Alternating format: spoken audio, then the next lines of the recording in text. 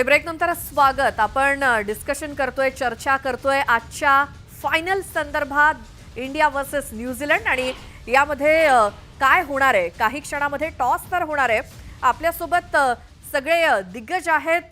विजू माने आहेत, सिद्धार्थ जाधव आहे, आशिष पाथोडे आहेत, त्याचसोबत संदीप चव्हाण, सुबोध मयुरे आणि माझे सहकारी अमित मोडक आणि रॉबिन उत्तप्पा सुद्धा आहेत आणि आकाश चोप्रा सुद्धा आहेत. आपण आता सिद्धार्थकडे जाऊया. सिद्धू, आज काय वाटतं, टॉस झाल्यानंतर समजा टॉस जिंकलो तर काय करायला हवं टीम इंडियानं?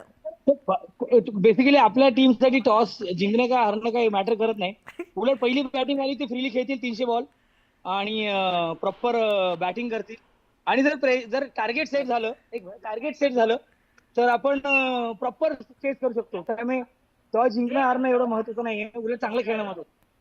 काही नसलं तरी सिद्धार्थचा जो कॉन्फिडन्स आहे ना, तेवढा जरी टीम इंडियाकडे आज असला तरी मला असं वाटतं की हे आपण फायनल सहज जिंकू. पण सिद्धार्थचा कॉन्फिडन्स टीम इंडियाकडे असावा असं मला अगदी आता मनापासून वाटायला लागलं. कारण तो ज्या कॉन्फिडन्सनी टीम इंडियाकडे बघतोय, टॉस मला असं वाटतं की टॉस महत्त्वाचा आहे. किती नाही म्हटलं तरी आता पिच बघत होतो, एकदम फ्लॅट आणि ड्राय पिच दिसते आणि इथं चेस करणं सोपं जाणार नाही.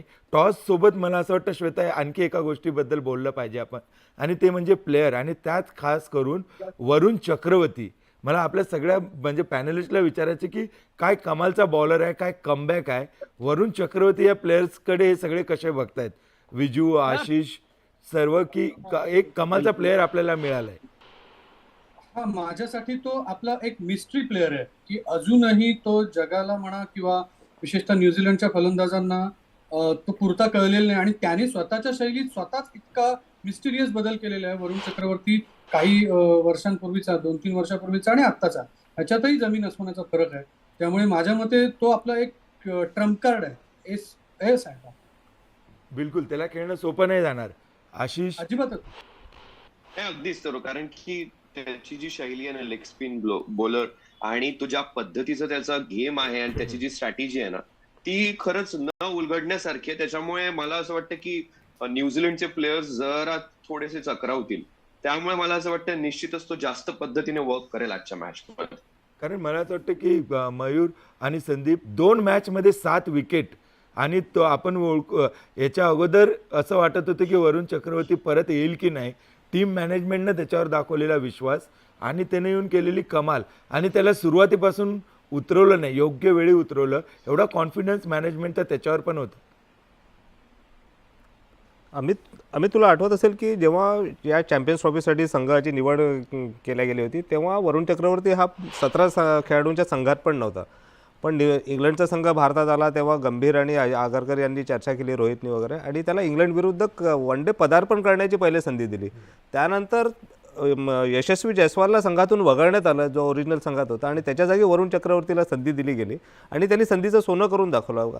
तुला आठवत असेल की 2007-08च्या दरम्यान अजंटा मेंडिस नावाचा एक श्रीलंकेचा मिस्ट्री स्पिनर आला होता आणि त्यांनी सचिन, राहुल द्रविड, सौरव गांगुली, व्ही.एस. लक्ष्मण यासारख्या दिग्गज फलंदाजांना आपल्या गोलंदाजीच्या बळावर नामोहरम केलं होतं. आणि तीच शैली वरुण चक्रवर्तीची आहे आणि त्यांनी या चॅम्पियन्स ट्रॉफीमध्ये दाखवून पण दिलं आहे. बरं अमित, आपल्याला ना रॉबिन उत्तप्पा आणि आकाश चोप्रानं सुद्धा विचारायचंय की एकतर रॉबिनला विचारायचंय की कर्णधार रोहित शर्मा संघाला धडाकेबाज सुरुवात करून जरी देत असला तरी त्याला थोडा संयम दाखवत आणखी काही काळ क्रीजवरती टिकून राहणं किती गरजेचं आहे.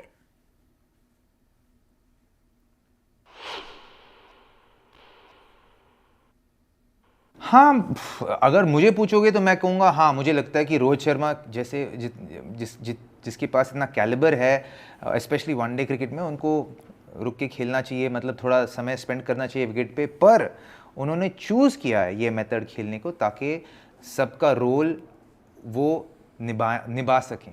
तो वो सामने से लीड कर रहे हैं, फ्रंट से लीड कर रहे हैं, और वो अगर अपने रोल मतलब वो अपने रोल को अगर फुलफ़िल कर रहे हैं तो बाकियों को, सबको उनके जो दिया गया रोल है उसको फुलफ़िल करना पड़ेगा. तो उसके हिसाब से मेरे लिए जो रोल ये निभा रहे हैं मेरे हिसाब से बेहतरीन रोल है। जी क्या मैं पर्सनली चाहता हूँ कि वो और लंबे समय तक खेले? डेफिनेटली मैं चाहता हूँ। बिलकुल. आणि आपण वेगवेगळ्या म्हणजे आपल्या सुद्धा आणि त्यांच्या सुद्धा ज्या प्लेयर्स बद्दल बोलतोय तर आकाश चोप्रांना विचारायचं की मिशेल सँटनरची जी फिरकी गोलंदाजी आहे ती भारतीय क्रिकेटपटूंसाठी डोकेदुखी ठरू शकते का आणि कशी?